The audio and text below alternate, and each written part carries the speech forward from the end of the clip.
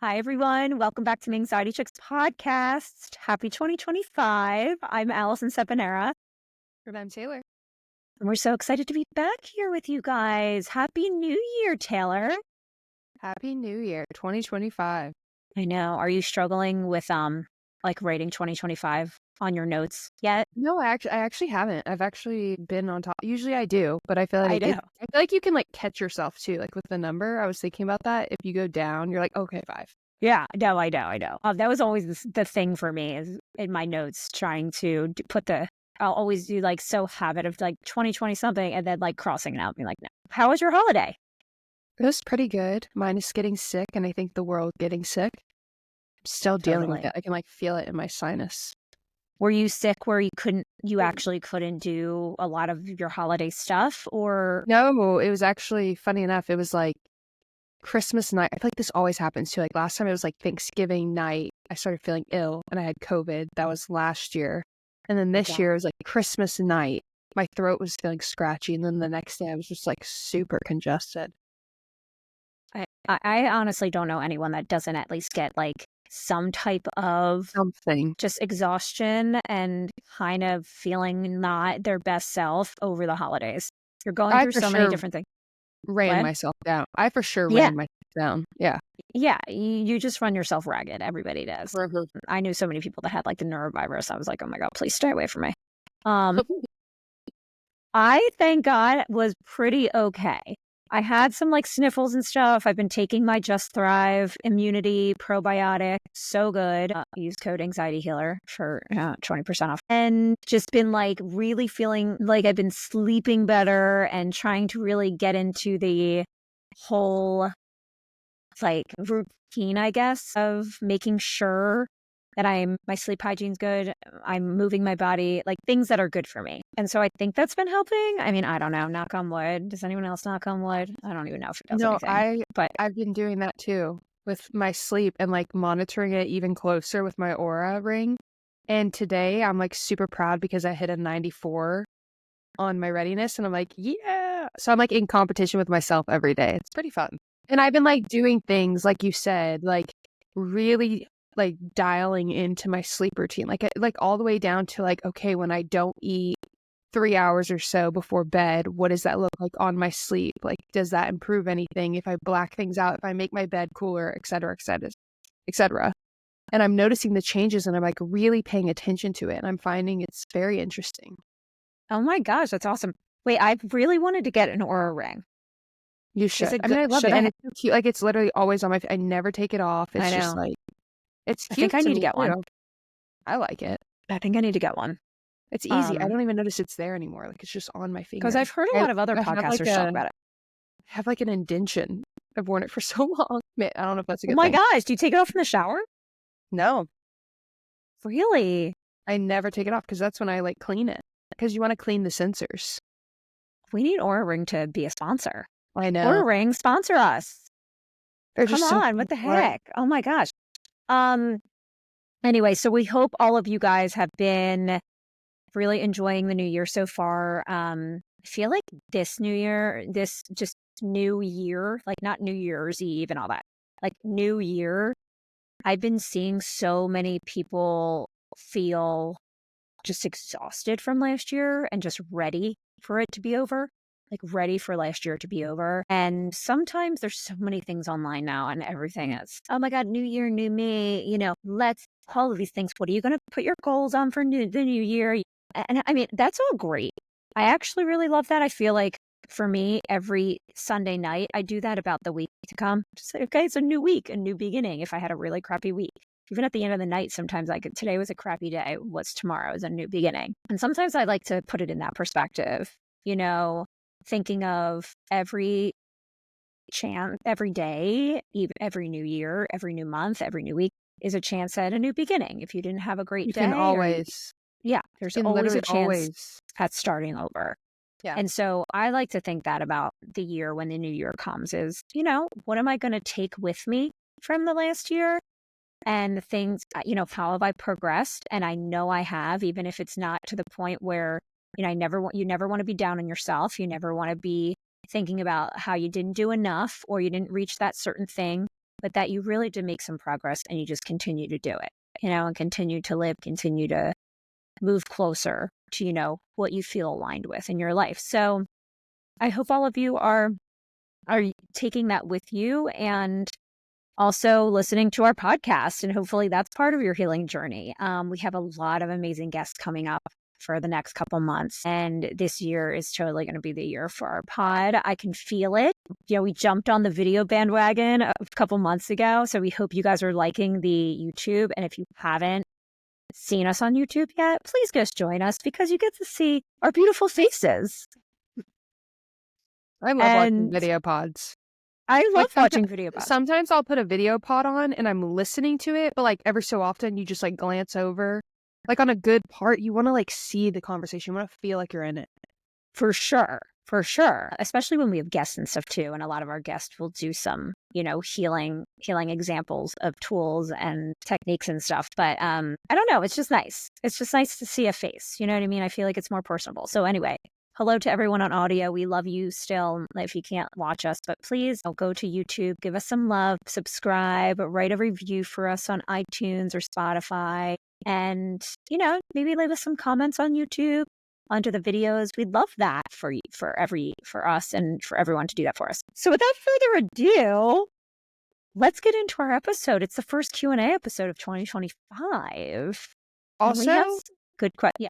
We do. We have good questions, but give us some grace. We do so many Q&A episodes. If you find that, oh, this is a question they did a couple months ago, like I seriously will sit sometimes and rack my brain with like, I feel like we've done this. And it's like, you know what? If it's being asked this much, it's very important to everybody. So we're doing our absolute best. So if we repeat a question or it's a similar question, hey, extra knowledge is never bad.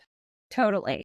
And that being said, actually, maybe that's a good segue into something I've been actually thinking about since we've been doing the Q&As, which is I would love to hear like more specific, really unique questions. What is something that you specifically are struggling with? Right? I mean, we get a lot of questions about what if I have intrusive thoughts? What do I do? Or my breathing really scares me when I'm anxious. What do I do? Those are great questions too. We have so many episodes and we share so many resources on some general questions. We'd love to hear more questions that specifically relate to you. Remember, it's the first Saturday of the month is when we drop the Q&As. So that Wednesday means we'll go live at 3:00 Eastern Standard Time on the Anxiety Chicks Instagram. And we get a lot of questions that way. So come on, join us on the Instagram lives, 3:00 Eastern Standard Time on Wednesdays, and especially the first Wednesday of the month. And that's when we have our Q&A. So we'd love to hear more specific questions. We'd also love to hear questions that you have for us about us. Like if you have any questions about the chicks and you want us, like I have a question today, someone asked me, which I'll get to, about personal Why don't you things. start it off? Okay. That's actually a good question. A good Go. idea. But yeah, anything that you feel like personally you might want to know more about us, we're an open book. And that's what I think makes us unique. And because we both have been through our fair share of the anxiety journey. So yeah. So someone actually asked, and I wanted to answer this one, was if I have had anxiety my whole life. And, I can say now at 44 years old that yes, I have. If you asked me like 15 years ago, I would have said no, like it just came out of nowhere. I don't know where this came from. Oh my gosh, I've just like had the worst panic attacks and stuff, all this stuff. And so the reason I know now is because when I was younger, I didn't know what I was experiencing was anxiety. So as a little kid and then getting into adolescence and, young adulthood, there were way, way clear signs that I can see now because I have so much self-awareness about what I went through. And I went through a lot of therapy and talked about a lot of the trauma I went through, that all signs point to anxiety. I also struggled with some ADD as a child and I think as an adult, but I've learned how to manage some of those executive functioning skills better as an adult. But ADHD and anxiety are very correlated. And we're going to do an episode about that. I'm going to get a guest on to talk more about the connection between ADD, ADHD, and anxiety. But so I look back now and I think about all of those times I was in the nurse's office with stomach aches, all the times I was, going to my parents were encouraging me to go to certain sleepovers as a kid when I was, this was before high school. And there would be birthday parties and really fun sleepovers. And I would call my mom in the middle of the night to come pick me up. I had really bad attachment anxiety and was really scared of sleeping anywhere else beside my bed, and some social, anxiety from being in elementary school around boys. I had some really big insecurities around boys. And this is just personal to me, right? Everyone's experience is different. But I think now I can actually say with a definite answer that I've had struggled with anxiety all my life. If anyone listening or watching has had some traumatic experiences throughout their life, you know, if there's a chance that you probably have struggled with some type of anxiety. And even if you haven't had trauma, there's a lot of factors that go into anxiety disorders, right? It's not just the experiences that we have. There's also biological factors and societal factors, factors within our environment that we might not have control over that can contribute to higher anxiety levels. So I would just kind of look into that. And if you're thinking about, if you're wondering, if you're watching or listening and wondering, wow, have I struggled my whole life? I don't know. I think that's a really important question to reflect on. And if you're in therapy, definitely kind of review that with your therapist, process through that. I think it might be helpful to kind of learn a little bit more about your journey. Yeah, I relate to what you said a lot. Like, I think back then I didn't know, I wasn't having the telltale signs of panic disorder, panic attacks. I wasn't having debilitating anxiety enough for it to be oh, she needs to be checked out.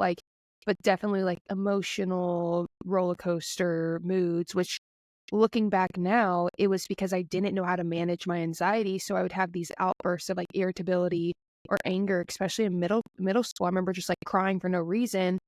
She's just, hormonal. She's just, no. It was I couldn't process all the emotions I was having as a highly functioning anxious person. I was having such perfectionist problems that I couldn't take it.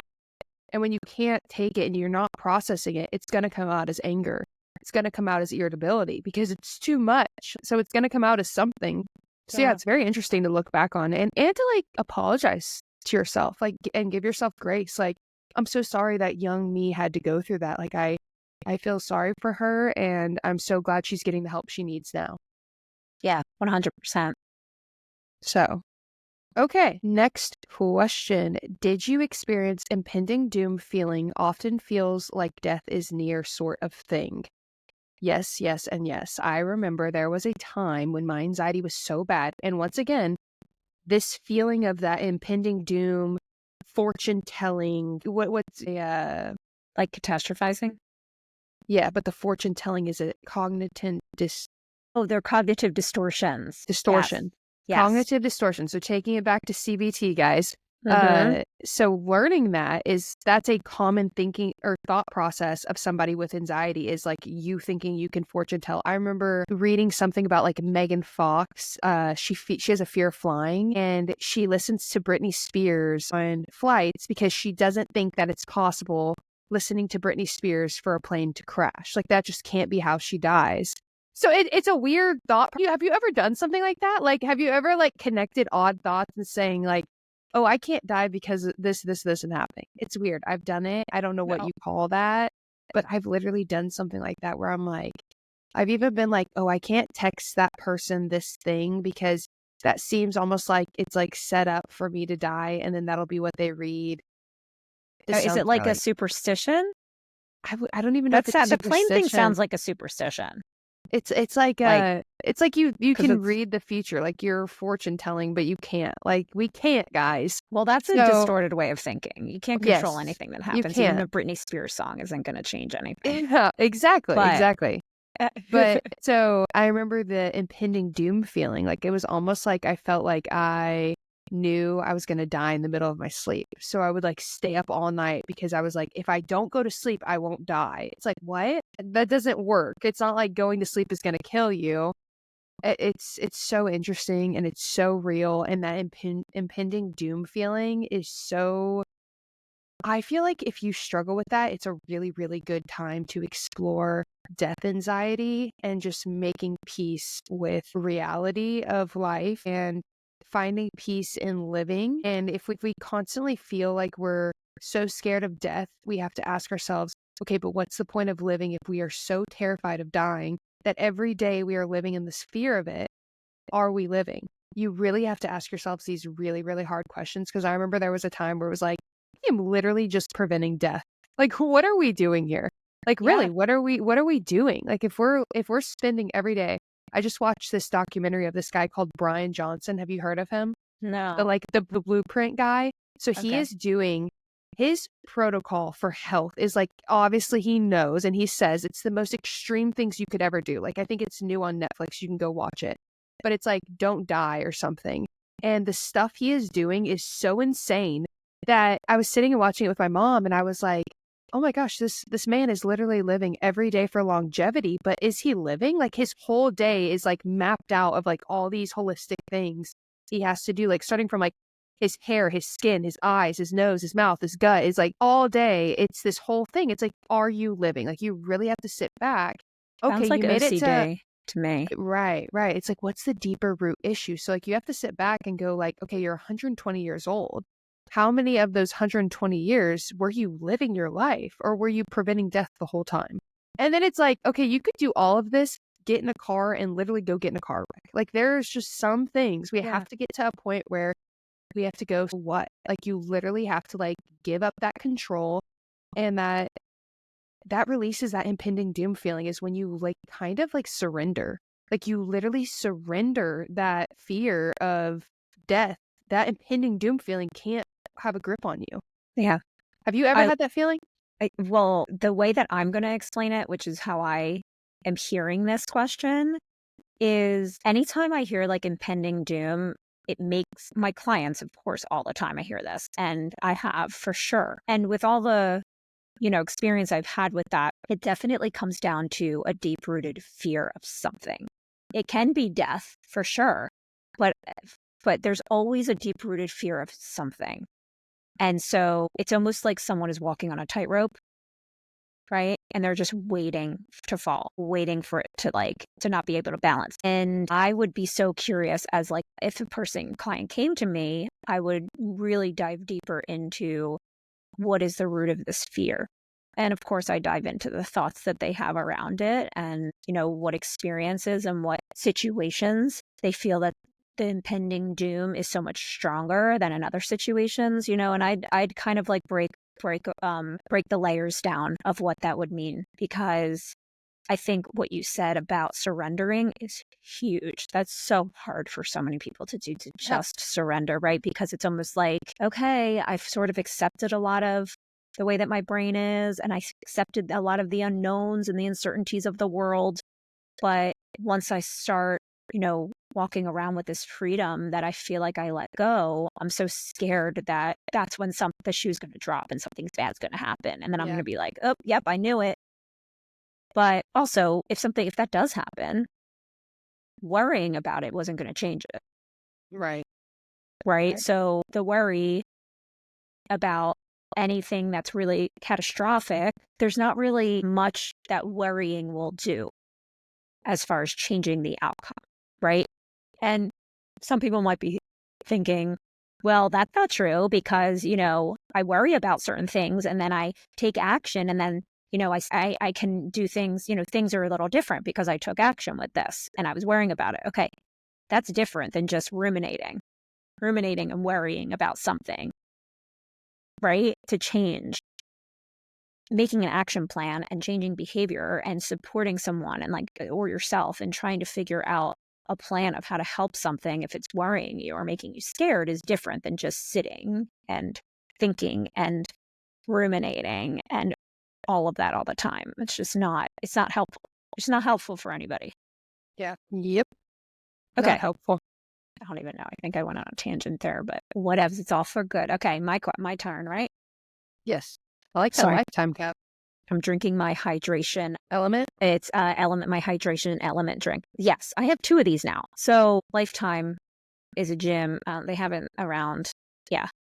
They have it in all parts of the Everywhere. US, I think, Yeah. right? My gosh, I'm obsessed with it. It's like literally my second home. I love it so much. There's 3 of them within 20 minutes of Mhm. where I live. And they come out with these tumblers every season where if you buy it, you can get free coffee and free tea refills every Oh my time you go. gosh.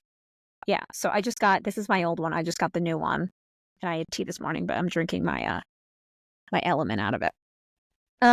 Okay, let's go. Here's my next question. Um, any advice for what to do when nothing in your toolkit seems to calm your anxiety? All right. This is kind of a loaded question because everyone's toolkit looks so different. So I'm not going to say, well, if something doesn't work, then try this one. That's like not how the process works. So what I think for this person specifically asking like what to do if you feel like nothing in your toolkit, I would honestly dive into what it is that your toolkit's providing for you, but also get a copy of the Anxiety Healer's Guide because this question basically is answered in the last chapter of what to do and how to create your toolkit. Because you have to remember, once you kind of start creating this toolkit for yourself, it's not going to just always be stagnant. You're going to maybe work on more things. You're going to incorporate more strategies and tools and supports throughout your entire life. You might not utilize some of the things you used to utilize 10 years ago that was helpful for you, but they can still be in the toolkit, but maybe you're just not utilizing them as much as you used to. Basically, the bottom line is we're constantly evolving. So our toolkit's constantly evolving. And you have to remember that a toolkit shouldn't just be, I know people think of tangible things or, right, well, this breathing technique, or I love my weighted blanket, ice on on my face and water, my water bottle, emotional support water bottle. All of those things are great, but it's so important just to have like, that's one category of what's in your toolkit, but the other categories are just as important. And that means what type of movement do you do on a daily basis for your physical and mental health?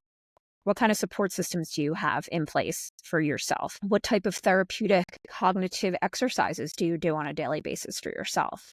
All those brain exercises are going to be a huge piece of all of this, right? All of those other holistic types of pieces, and not holistic. Sometimes it's medication, right? That's part of your toolkit. So I would just take a closer look at those types of things in your toolkit, right? What doesn't seem to help and what's helped. So I would change the language as far as like, oh, this doesn't work, and ask yourself what's been helpful for me and what's not so helpful, right? I know that there's some situations where this type of person or place or thing or item or distraction is really helpful for me when I'm having racing thoughts and I feel like I'm really overthinking and I'm just really tired. Okay. And then these types of things are really helpful for me when I'm feeling like, oh, I think I'm like having a panic attack, right? Because when we go into this really severe fight or flight state with panic attacks, we're not really even thinking rationally at that point. So sometimes there's certain specific tools and techniques that can really help just put your body back into a state of balance and make you at least feel like you can breathe again. That's probably the most important things. There's a lot of that might be another toolkit, right?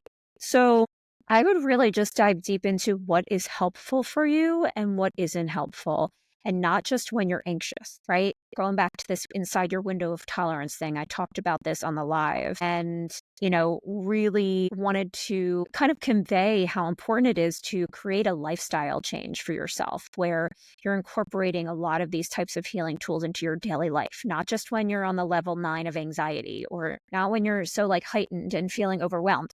You need to incorporate a lot of these types of shifts into your daily life and create new habits. So, long-winded answer, but I think I kind of answered it, right? Yeah, you did. I think also some people just like give up on some of the things that they've heard are helpful because they didn't work like the first or second time. And it's like you might not be in the right mindset for that type of healing tool to work. Like sometimes it might be later on in your journey with anxiety that you try it again and you're like, okay, this is actually more useful at this time in my healing process. But when I'm at a 9, like you said, using a fidget spinner might not be it. Right. So, Totally. so yeah. All right. Next question. How do you handle a doctor who dismisses you or labels everything as anxiety? I think first you need to sit back. Well, hang Sorry, on. I just No, wanted to, like, stick my tongue out at some of those doctors, sorry. but hang on. I think sometimes you have to, because I think of my brother and I think of old me in part of this question. The doctor could be right in that the anxiety. Do you know what I mean? Like there's Yes. times where I'm gonna they, stick I my know, tongue out to that too.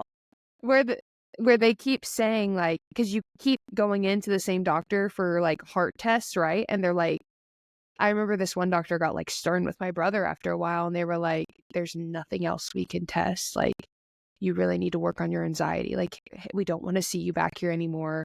And I get that they're like frustrated where like there's probably a nicer way to do it. But if you have someone who literally keeps running into their clinic and saying, like, I was there with my brother during some of those appointments. Granted, I don't really remember a lot of the times I was at appointments for myself when I was super anxious because I was so irrational.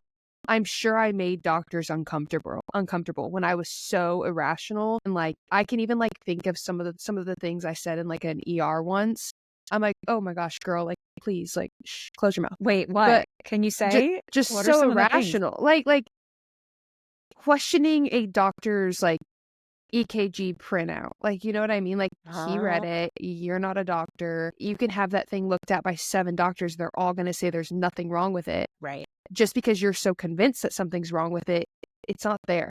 Anyways, I feel like you can get some discernment with a doctor, and it's okay to get a second opinion. But if you have 2 doctors lining up and saying the exact same answer, I promise they're not forming a group me behind your back and saying, let's lie to this patient.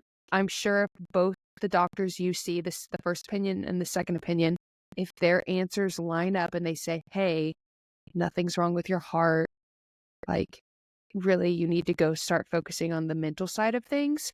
At that point, you really, once again, let's bring the word back, have to surrender.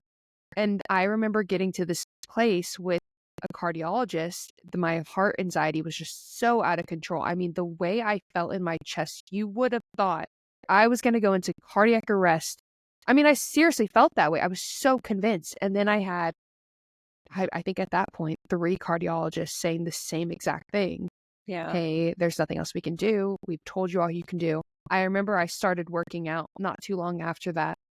And I remember feeling so weird in my body. And you know, like working out can mimic a lot of panic attack symptoms. They kind of feel the same. And I remember just being in my workout and being like, you know what? I literally have been checked out. I've done all I can do to control. If I drop dead right now, I tried. And I remember having that mindset. And that's a wild mindset to have when you're a super Yeah. anxious person. But it was so freeing. And there's bad doctors and there's good doctors. So I always recommend second opinions. Always, always, Yeah. always. I'm getting a second opinion for my dog. I mean, that's how like big I am on second opinions. I think you should always get a second opinion if you don't feel an immediate peace about something. If the second opinions line up, these are 2 different facilities. At some point, you have to literally just surrender to what you're being told. Now, if a doctor is being dismissive to you and saying, we're not going to check that. No, no, no, no, no. Literally. And like right off the gate, acting like you're crazy. Fire that doctor, politely stop the doctor in the middle of his sentence. Hey, really have a blessed day. Walk out of that facility. And honestly, my best advice to you guys is find a local Facebook group. So whatever city you're in, find a Facebook group. There's like Moms of Dallas, like in my area. In that Facebook group, let me tell you, some of these mothers have part-time hobbies of going on these Facebook groups and just chatting all day long. And they also have the best recommendations, and they will be completely honest with opinions, suggestions, whatever. You could literally type in like dentist near me and see like, oh, I am not going to that person. Like all these mamas are always chatting all day long, giving their opinions. So that's how I found a lot of good doctors in the area, is by like going in there. I found a hairstylist on there. I found a dentist on there. I found a vet on there. You just go on there and you say like, either you search for the question or you say like, hey, what's a good family practice doctor in the area? And then you look at the comments and like if 17 people are saying Susan Joe down the street, I would go to Susan Joe because all these people have had a good time with her. So that's a great like suggestion. Don't just like go on Google and find just any type of doctor nearby, especially with like Google reviews. Be careful. I've heard there can be some manipulation with Google reviews. So maybe go off of like literally hearing from somebody else hey, I really like this doctor. They're compassionate, gentle, and listen to you. I remember one time I was looking for a doctor and they said she's compassionate, gentle, and understanding. And those are the three things I'm looking for. I love that. Such good advice. I would definitely say the thing about Facebook too. I think I probably have before in the Facebook groups because we have the same thing around here. It's how I found my Yeah. OBGYN and Yeah. also my GP. I mean, and I also feel like I'm glad you said the thing about if a doctor is dismissive, because I think sometimes you need to kind of just trust your gut when it Hmm. comes to healthcare providers, not just doctors, like mental health care providers, healthcare providers in general. If something is feeling in your gut that this person is just not treating you in the way that you're a human, right? And there's humility in that, which is good, because you know you're human, you're not like special, but everyone is, like when it comes to health, right? Like everyone needs to be treated like a unique human being, not just a number. So if you're getting this icky thing, you're in there and like someone's feeling like dismissive is huge. If you feel like they're dismissive or you have some questions and maybe they're really short with their answers and they seem really busy and they're just shooing you out. No, Or you feel no. like you're bothering them. Ugh, I hate that Right. feeling. I hate that I've feeling. literally It's said that to a doctor before. Am I I bothering you? yeah, am I And bothering you? then they get defensive. They get Yeah. defensive and I'm like, Yeah. goodbye. Yeah. I'm bothering you. Literally mentally Come just see check me them off. for a session if you'd like. Yeah.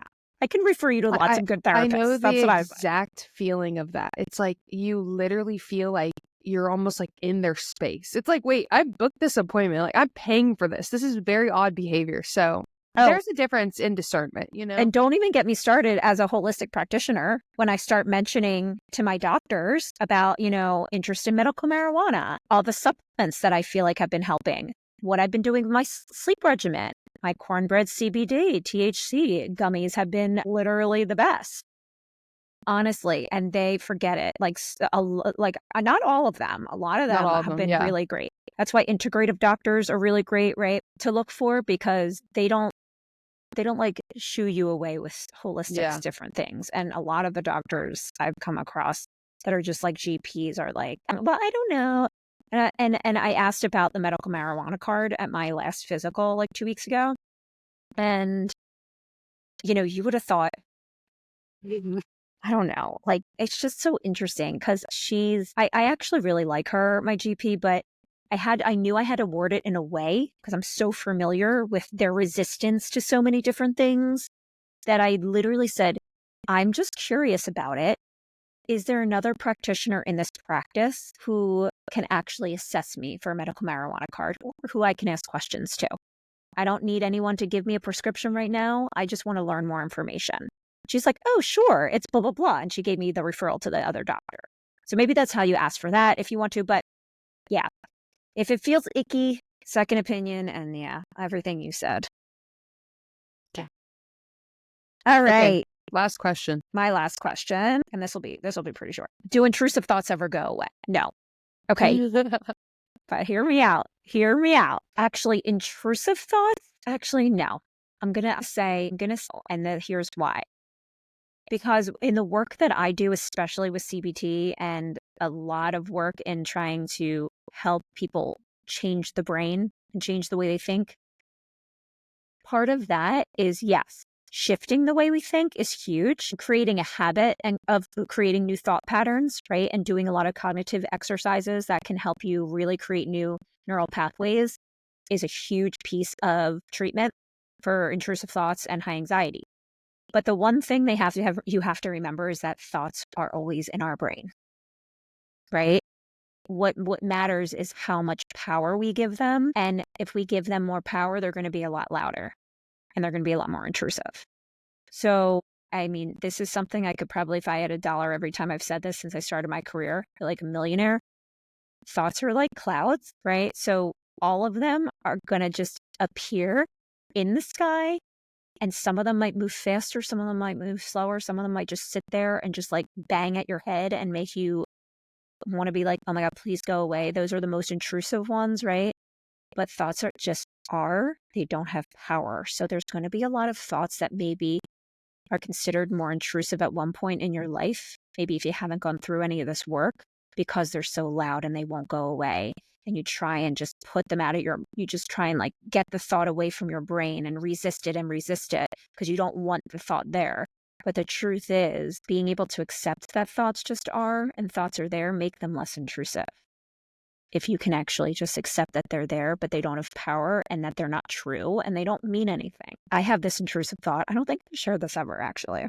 You can tell me if I have. I have this intrusive thought that is probably my biggest fearful intrusive thought to me. And it's basically like every time I'm driving over a bridge, I want to like swerve my car and be like, what happens if I swerve my car off this bridge right now?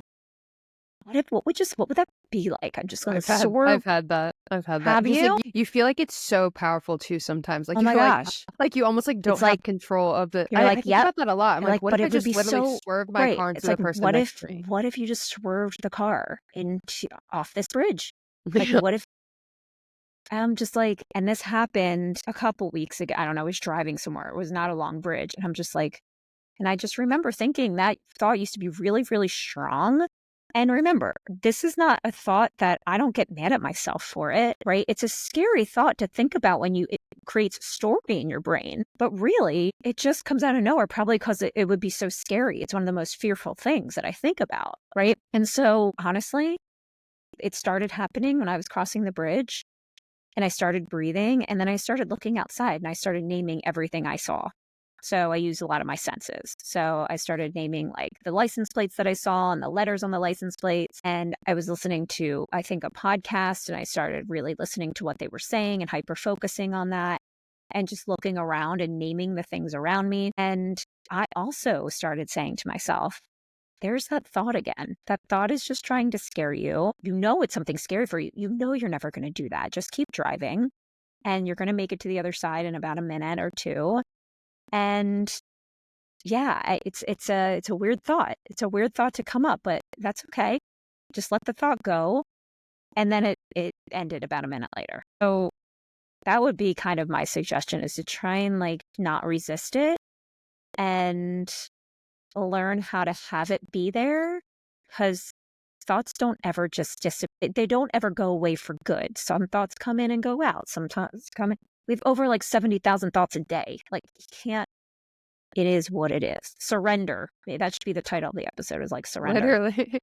Literally. Well, that leads into my last question, and it's going to be short, and it's going to lead into the quote of the day. But I have a medical test tomorrow, and I'm feeling too anxious. How do I make myself believe that I can do it? So this is me yesterday. I have serious dental anxiety, and it's probably because they've drilled in my mouth so many dang times. I feel like it's always something every time I go there. I'm like, can I just have like, I literally like jokingly looked at my dentist yesterday and was like, sir, like, we gonna give me dentures soon? Like, I feel like that's an easier route at this point.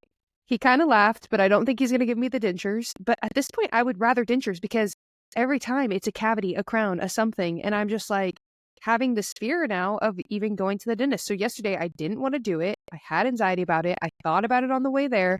What if I have a panic attack when they inject me with the numbing stuff? What if, right? All the what ifs. I got there. I did the appointment. It was annoying. It went fine. I made it through. I'm here today. We have to do the hard things. We have to surrender and do the hard things, because here's the reality. If I don't go to the dentist, the cavity gets worse. I get an infection. We're not just back to square one. We're back to, here's antibiotics. We're going to go in, then we're going to kill the root and do a root canal. And that is all just way more anxiety. So I could face it head on, get what needs to be done, and know that I'm stronger in the end, showing myself that I am capable and able to do the things. They do not have a control of me. They do not have strength over me. They're not to be fearful of. It feels scary, but once you do it, you realize you're so much stronger than you know. And yeah, go do the Love medical that. test. I had so many people message me yesterday after I posted on my story. They were like, okay, this is the like push I needed. I've really been avoiding the dentist. And I'm like, I feel like this is like a common feeling, but we all just have to surrender, book it. We might not have the most fun day. It has to be done. It's not that many times a year. Get it done. You'll feel better in the end. And that leads to my quote of the day. Well, let me do my healing tip first. Okay. Can I do that? And then you'll end with the quote, because it kind of goes in with surrendering. And I think one of the most important things that you can practice when it comes to healing anxiety and really learning how to let go and surrendering is also accepting it and not fighting it. So I always say what resists persists, right? So fighting it means you're trying to like fight it and resist it. Resist those thoughts. Resist making that appointment. Resist it or procrastinating. You Like, I make don't the want to do it. fear bigger. Like, it Yeah, makes it bigger and more real and more like, I'm actually scared of this thing. exactly. It makes it bigger, bigger, bigger, bigger, and it will come out and manifest in some way.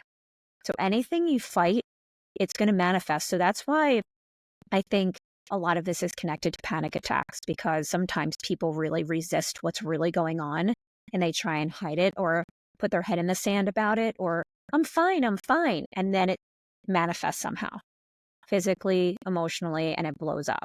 So I want you to start learning how to accept what's happening in your mind, accept certain thoughts, accept certain people, accept certain interactions, reactions, and accept that they might create some anxiety for you or they might create some big emotions for you. And I don't want you to fight how that feels for you.